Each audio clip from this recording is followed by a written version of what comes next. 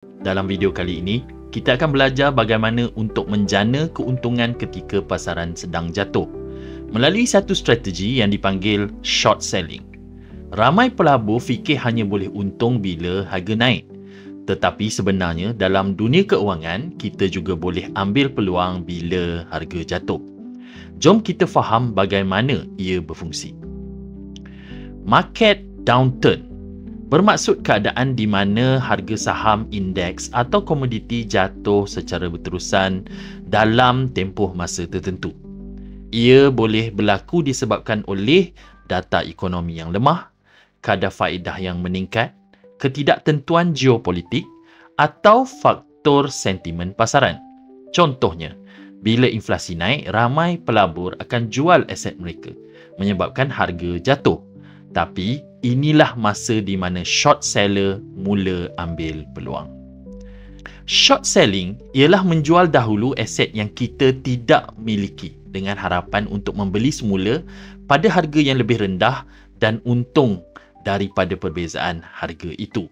Dalam bahasa mudah, ibarat kita pinjam sesuatu barang untuk jual sekarang dan nanti kita beli semula bila harga lebih murah untuk pulangkan. Contoh ringkas, anda short saham X pada harga $100. Bila harga jatuh ke $80, anda beli semula. Untung $20 per unit tanpa memiliki saham itu dari awal. Di pasaran moden seperti forex, indeks atau komoditi, konsep short selling boleh dilakukan mudah melalui CFD, iaitu Contract for Difference. Anda tidak perlu simpan atau pinjam saham sebenar. Anda hanya berdagang perbezaan harga. Dalam platform trading, anda cuma tekan butang sell atau buy dan bila harga jatuh, posisi anda akan menghasilkan keuntungan. Tapi perlu ingat, short selling juga ada risiko. Risiko utama ialah kerugian tidak terhad sebab harga boleh naik tanpa had.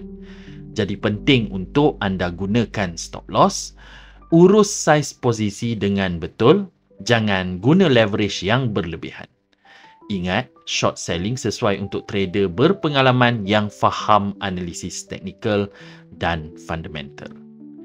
Bila masa sesuai untuk kita short sell sebenarnya? Bila pasaran menunjukkan trend menurun dengan jelas iaitu downtrend. Bila data ekonomi menunjukkan kelemahan juga. Dan bila harga pecah paras sokongan yang penting. Contoh, jika laporan NFP iaitu non-farm payroll lebih lemah daripada jangkaan USD, mungkin jatuh. Jadi trader boleh ambil peluang short pair USD. Kesimpulannya, short selling ialah satu strategi penting untuk bantu anda jana keuntungan walaupun pasaran sedang jatuh. Gunakan dengan disiplin, pengurusan risiko yang baik dan sentiasa peka dengan data ekonomi. Sekian daripada kami. Semoga video ini membantu anda memahami cara berdagang dengan lebih bijak. Jumpa lagi dalam video pendidikan seterusnya.